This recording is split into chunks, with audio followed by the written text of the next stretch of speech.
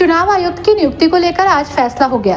PM Narendra Modi की अध्यक्षता में आज 7 लोक कल्याण मार्ग में बैठक हुई, जिसमें दोनों नामों पर सहमति बन गई। बैठक में लोकसभा में कांग्रेस के नेता अधीर रंजन चौधरी ने हिस्सा लिया। बैठक के बाद अधीर रंजन चौधरी ने कहा, इस समिति में सरकार के पास बहुमत है, जिसमें 2 नामों पर मुहर लगी है। एक ज्ञानेश कुमार केरल से और एक पंजाब से सुखविंदर संधू को चुनाव आयुक्त के रूप में चुना गया। दूसरा मंत्री अमित शाह जी, प्रधानमंत्री अमित शाह जी, मैं और जो search committee law minister Arjun Meghwal की अगुवाई में हुई थी। मैंने पहले ही ये मीटिंग में शामिल होने की पहले ही मैंने ये मंत्रालय से, मतलब लॉ मिनिस्ट्री से, जब उन्होंने ये संदेश भेजे कि चयन की मीटिंग होगी, सिलेक्शन कमेटी की मीटिंग होगी, तो मैंने पहले ही एक शॉर्ट लिस्ट मंगा था। मतलब एक शॉर्ट लिस्ट, मतलब छोटा सा सूची हमें सौंपा जाए, क्योंकि ये चयन की पहले शॉर्ट लिस्ट बनते हैं। मान लीजिए 5-6 व्यक्ति की शॉर्ट लिस्ट बनती है, छोटे सूची बनते हैं। तो मैंने मीटिंग में शामिल होने की पहले ही, और मतलब यहां दिल्ली में पहुंचते ही अगर ये मिल जाते तो हमें जांच पड़ताल करना, और ये जो सिलेक्शन कमेटी में जिसको नाम लाया जा रहे हैं, शॉर्ट लिस्ट अगर होते तो शॉर्ट लिस्ट के बदौलत सारे व्यक्तियों को, सारे जो प्रत्याशियों हैं, इनके बारे में मुझे बारीकी से जानकारी होती।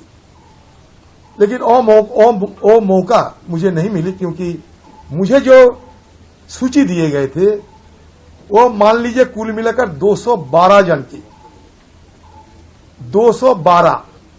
तो मान लीजिए कल रात में मैं आए हैं दिल्ली, 12 बजे पहुंचे, और सुबह 12 बजे हमें पीएम साहब की दफ्तर में चयन करने के लिए जाना पड़े, और इसी बीच रातों रात 212 व्यक्तियों को, उनके बारे में मुझे कैसे बारीकी से जानकारी मिले और कैसे मैं अपना बुद्धि को इस्तेमाल करेंगे। तो मैंने देखा 212 क्या फायदा। दूसरी बात, हमारा जो कमेटी, ये कमेटी की में एक प्राइम मिनिस्टर है, उसके साथ होम मिनिस्टर, मतलब 2 मंत्री, और मैं एक विपक्ष। मतलब शुरू से ही इस कमेटी में बहुमत सरकार की पक्ष में है। तो इसलिए मैं कहीं या ना कहें, सरकार जो चाहेगी वही होगी। सरकार की मंशा मुताबिक ये इलेक्शन कमिश्नर, उसका चयन होगी। बीच में विनीत गोयल साहब, वो भी रेजोल्यूशन दे डाली, वो भी रिक्त हो गए। पिछले बार ये मीटिंग होने वाला था, उस समय भी हम आए थे, लेकिन बेफाड़ हो गई थी, इसको टाला गया था। जो चंदा साहब रिटायर होने के बाद टाला गया था। और विनीत गोयल की जिस ढंग से नियुक्ति हुई थी उस समय, सॉरी अरुण गोयल, विनीत गोयल हमारे वहां डीजी है ना, उसके लिए था, बंगाल का डीजी थे। तो ये जो गोयल साहब की नियुक्ति के समय हमारे सुप्रीम कोर्ट ने ये टिप्पणी किए थे, आपको शायद याद है, कि लाइटनिंग स्पीड में उनको नियुक्ति किए गए थे, और वैसा ही लाइटनिंग स्पीड में भी वो भी निकल गए, रेजोल्यूशन डाल दिए। एक लाइटनिंग स्पीड में वो आए और डिजिटल स्पीड में वो चले गए, और बीच में हम इधर जाए ना उधर जाए, रिक्त पद लेकर हमें दिक्कत बढ़ गए।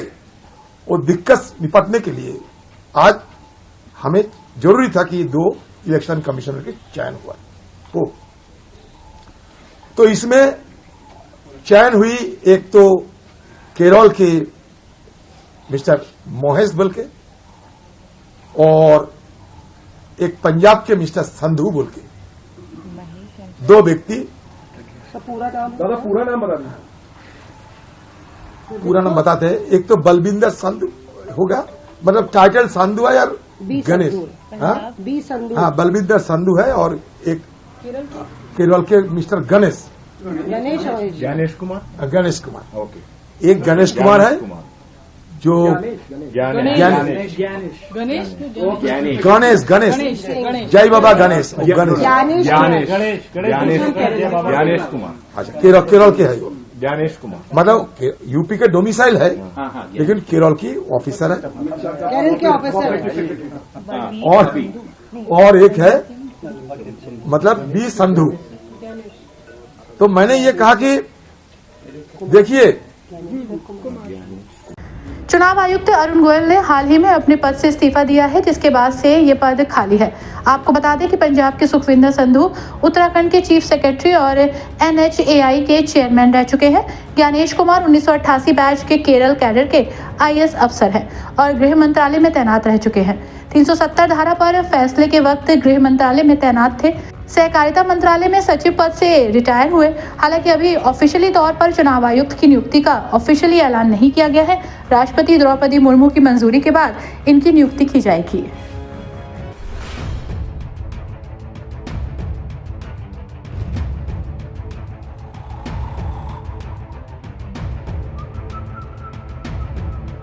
हर बड़ी खबर का असली एड्रेस है खबरनामा, इसलिए हर न्यूज अपडेट के लिए सब्सक्राइब करें और फॉलो करें खबरनामा। और इस वीडियो के लाइक बटन को प्रेस कर इस वीडियो पर कमेंट के जरिए अपनी राय देना ना भूलें।